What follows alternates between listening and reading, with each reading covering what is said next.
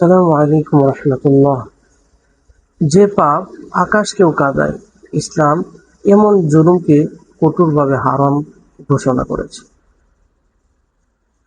কি বলবো, বর্তমান সময়ের কিছু ভয়াবহ ঘটনা আমাদের আইয়ামের জাহিলিয়াতের অন্ধকার সময়ের কথাও মনে করিয়ে দিই। প্রতিদিন দেশের কোনো না কোনো প্রান্ত থেকে ধর্ষণ, যৌন নির্যাতন ও শিশু নির্যাতনের খবর শুনতে হয়। এটি শুধু একটি অপরাধ নয়, বরং মানবতা, বিবেক ও সমাজের জন্য এক ভয়াবহ কলঙ্ক। দুঃখের বিষয়, অনেক ক্ষেত্রে মেয়েরা এমন মানুষের কাছ থেকেও নিরাপদ বোধ করছে না, যাদের কাছে তাদের সবচেয়ে বেশি নিরাপদ থাকার কথা। কোথাও পরিবারের ভিতরে, কোথাও শিক্ষা প্রতিষ্ঠানে, আবার কোথাও ধর্মীয় প্রতিষ্ঠানের দায়িত্বে থাকা কিছু অসাধু ব্যক্তির বিরুদ্ধেও অভিযোগ উঠে আসে। এ ধরনের ঘটনা পুরো সমাজকে লজ্জিত করে। এরই ধারাবাহিকতায় পটুয়াখালীর সদর উপজেলায় একটি হৃদয় বিদারক অভিযোগ সামনে এসেছে। অভিযোগ অনুযায়ী এক বাবা নিজের সন্তানদের উপর ভয়াবহ নির্যাতন ও যৌন সহিংসতার সঙ্গে জড়িত।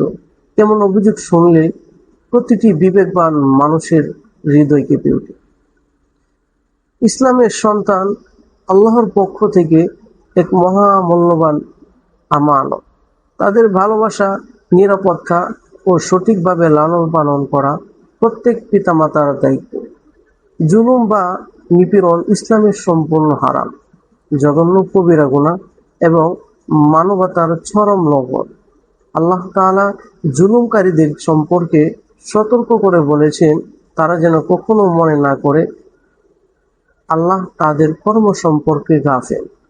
তিনি সবকিছু দেখেন, সবকিছু জানেন এবং একদিন অবশ্যই ন্যায় বিচার করবেন ইনশাআল্লাহ। আমি বাংলাদেশের একজন সচেতন নাগরিক হিসেবে সরকারের কাছে আবেদন জানাই, নারী ও শিশু নির্যাতনের ঘটনায় দ্রুত, সুষ্ঠু ও দৃষ্টান্তমূলক বিচার নিশ্চিত করা হোক।